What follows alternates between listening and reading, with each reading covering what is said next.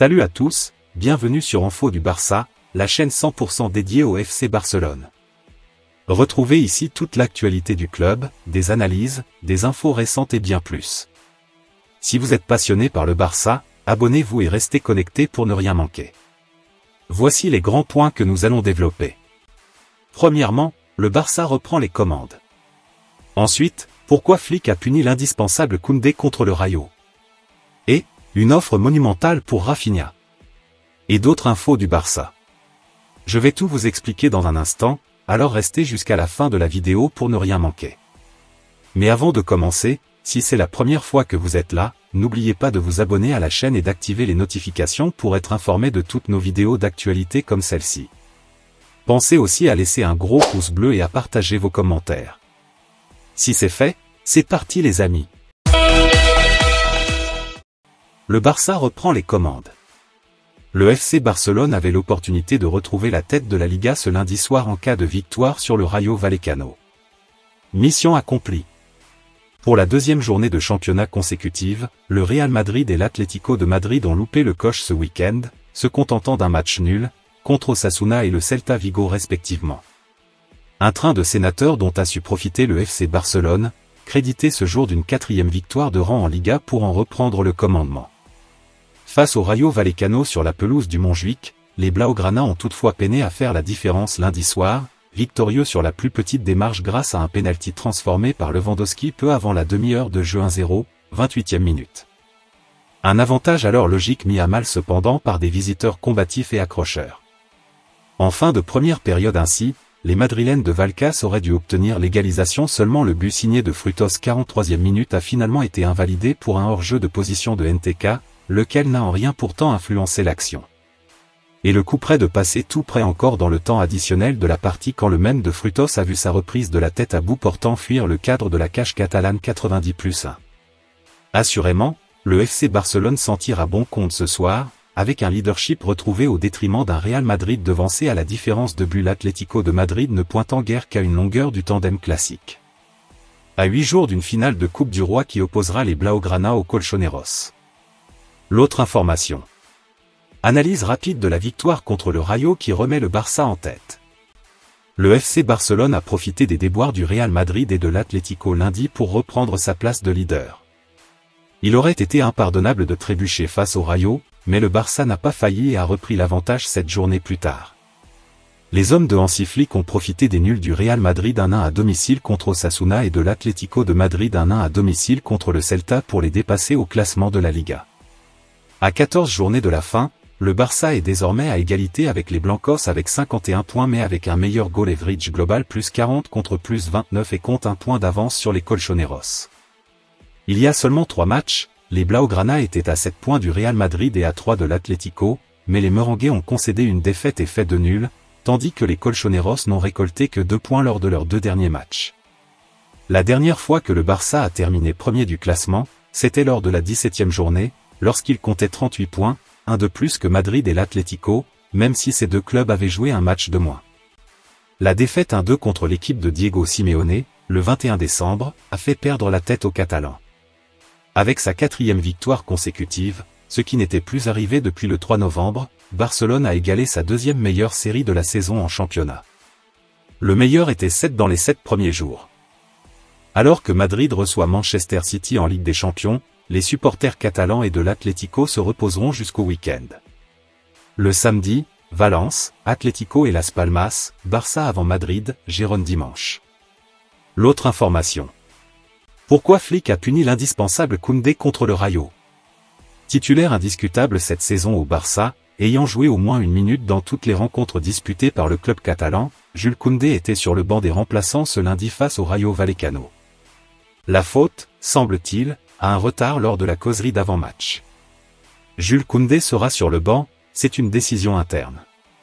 Quelques minutes avant le début du match de la 24e minute journée de Liga entre le Barça et le Rayo Vallecano, ce lundi, le manager Blaugrana Hansi Flick a surpris son monde en annonçant la non-titularisation de son latéral droit français, phénomène très rare cette saison, au profit du jeune Hector Fort, 18 ans.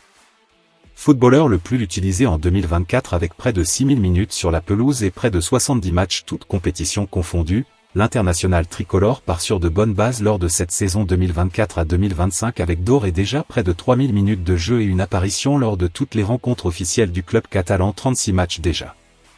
Son absence ce lundi est donc d'autant plus remarquée, et il semblerait qu'il s'agisse d'une sanction à l'encontre de l'ancien bordelais.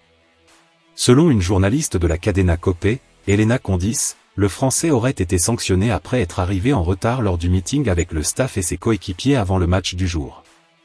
Un épisode qui rappelle celui du mois d'octobre 2024, lors de la victoire du Barça à Alaves 0-3, où Koundé était remplaçant au coup d'envoi à cause d'un retard à la causerie d'avant-match.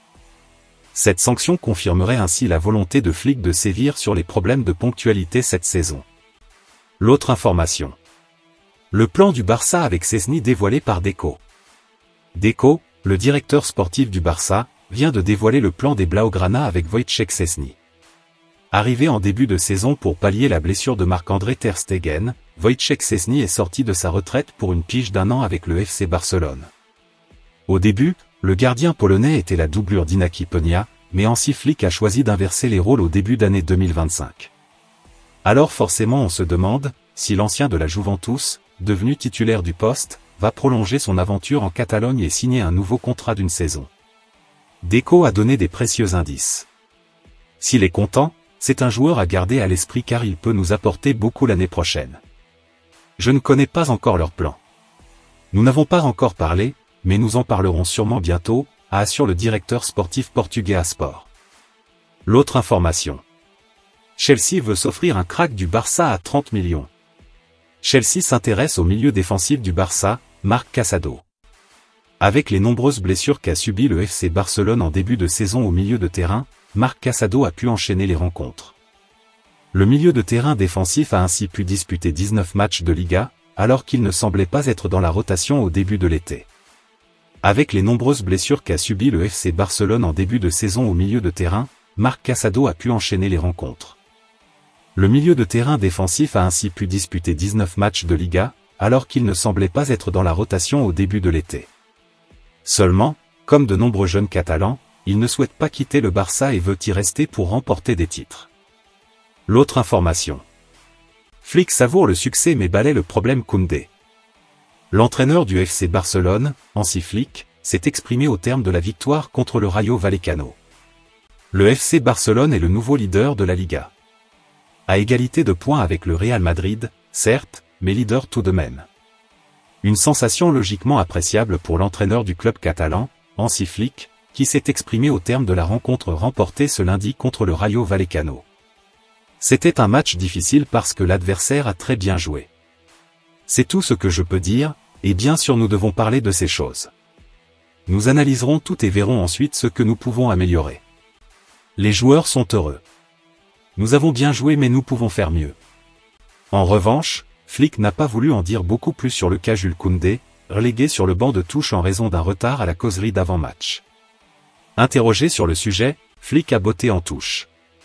Ce sont des choses qui arrivent dans le football et il n'y a rien de plus à ajouter à ce sujet. Bon d'accord. L'autre information.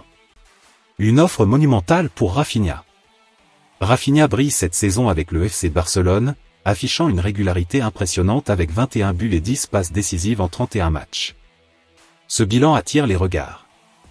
Discrètement mais sûrement, Rafinha fait son trou au Barça. Devenu un élément clé de l'équipe d'Hansi Flick et un leader dans le vestiaire, il attire de plus en plus l'attention, notamment de l'Arabie Saoudite. Rafinha avait ces derniers mois juré fidélité à Barcelone. Après avoir refusé des offres par le passé, le Brésilien pourrait être ciblé à nouveau avec une proposition financière colossale lors du prochain mercato estival. Car avec le départ de Neymar, le pays se cherche d'autres stars brésiliennes. Vinicius est aussi dans le viseur. Le Barça, conscient du danger, souhaite prolonger son contrat actuellement jusqu'en 2027 pour sécuriser son avenir et éviter son départ. Avec une amélioration de sa situation financière, le club envisage de lui offrir un meilleur salaire. Désormais, la décision revient à Rafinha.